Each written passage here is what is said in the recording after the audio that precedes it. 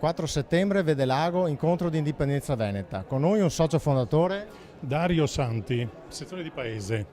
al quale chiedo: il 17 settembre si riunisce nuovamente il Consiglio regionale per discutere e votare sull'indipendenza del Veneto. Ha qualcosa da dire ai consiglieri regionali?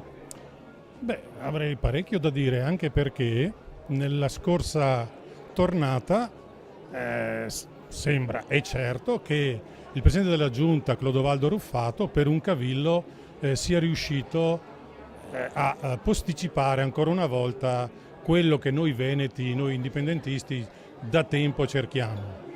Mi dà l'impressione che sia stato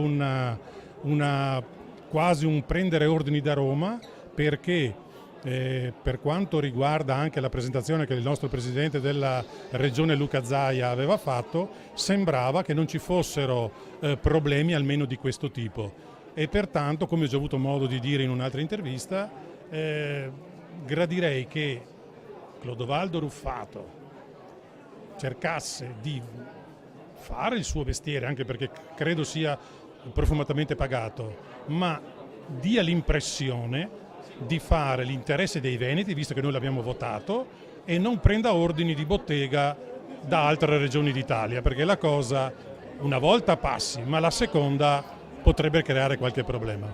Speriamo che il 17 la democrazia la faccia sovrana e che si decida, insomma, per dare la possibilità al popolo veneto di esprimersi in qualsiasi modo, o sì o no. Comunque pian pianino l'indipendenza veneta si può fare. Certamente, anche perché ho avuto occasione proprio in questa settimana di leggere il libro che è stato dato alle stampe del nostro presidente onorario Morosin,